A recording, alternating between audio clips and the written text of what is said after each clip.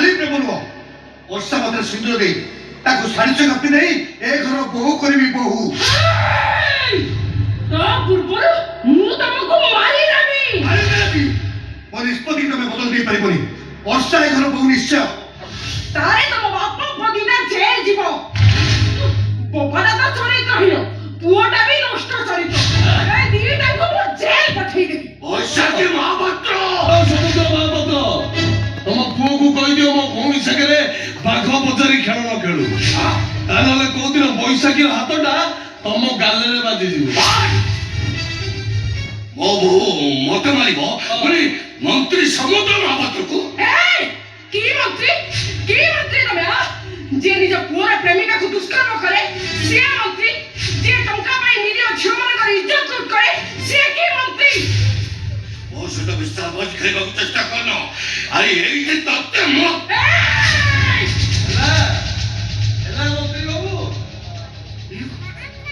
ଚୁପଚାପ ସେଇଠି ଠିଆ। ପ୍ରମାଣ ନଥିଲା ବୋଲି ଆଜି ପର୍ଯ୍ୟନ୍ତ ଆମେ ଭାଇ ଭଉଣୀ ନିଜର ପାଟି ବନ୍ଦ କରି ରହିଥିଲୁ। ମୁଁ ତ ପୁଅର ମିଛ ସ୍ତ୍ରୀ ଭୂମିକାରେ ଅଭିନୟ କରୁଥିଲି। ଆମ ଭାଇ ତ ବିଜନେସ ପାର୍ଟନର ହେଇଥିଲା। ଏବେ ତୋ ଛୁଟି ମୁଠାଟା ଆମ ହାତରେ। କହ, ମୋ ମାଆକୁ ବେଙ୍ଗଲୋର ନେଇ ହୋଟେଲର ଛାତ ଉପରୁ ଡାକି ନେଇ କିଏ ଠେଲିକି ମାରିଥିଲା? କହ ବେ, ମୋ ମାଆକୁ କିଏ ମାରିଛି? ମନେ ପକା 30 ବର୍ଷ ତଳର କଥା। ଆରେ କିଏ? ମୋ ବୋଉକୁ ବାଙ୍ଗଲୋର ନେଇ ହୋଟେଲ ଉପରେ ବଳାତ୍କାର କରି ଛାତରୁ ପେଲିକି ମାରି ଦେଇଥିଲୁ। ଆରେ କିଏ ତମ ମା? କୋଉ ହୋଟେଲ? କଣ କହୁଛ? ମୁଁ କିଛି ବୁଝିପାରୁନି। ମୋ ବୋଉ ମରିବା ପରଦିନ ମୋ ବାପାକୁ ମାରି ଟ୍ରେନ ଲାଇନରେ ପକେଇଥିଲି। ମନେ ପକା। ବାପା ବୋଉ, ଆରେ କଣ କହୁଛ? ମୁଁ କିଛି ଜାଣିନି।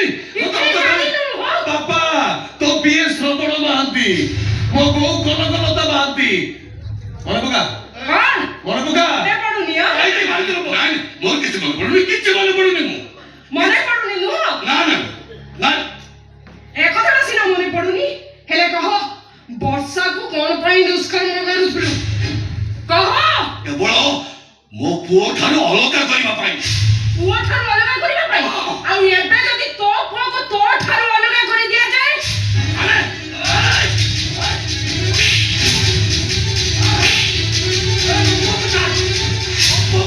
ମୋ ବାପାକୁ ମାରିଛି କିଏ? ମୋ ବୋଉକୁ ମାରିଛି କିଏ? କହ ରେ। ମୋ ବୋଉକୁ ମାରିଛି କିଏ? ମୋ ବାପାକୁ ମାରିଛି କିଏ?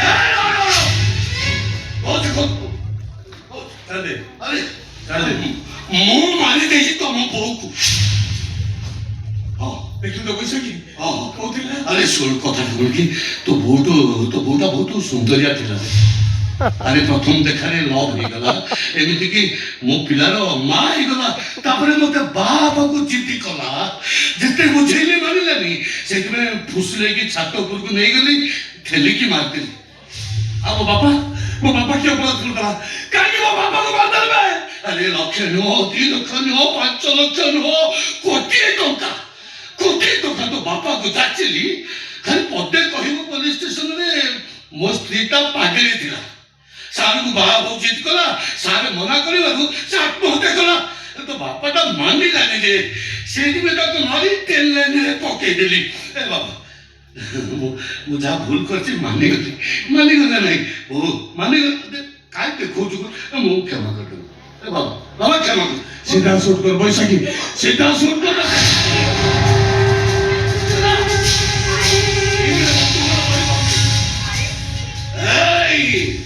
ମୋ ମନ୍ତ୍ରୀ ସମୁଦ୍ର ମହାପାତ୍ର, ଏତେ ପଲିଟିକାଲ ଭାଗ ନ ଖାଇବି।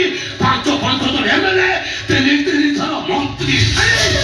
ଆପଣ ସେ ଭୁଲ କରୁଛନ୍ତି। ମନ୍ତ୍ରୀ ପଦ ପାଇଁ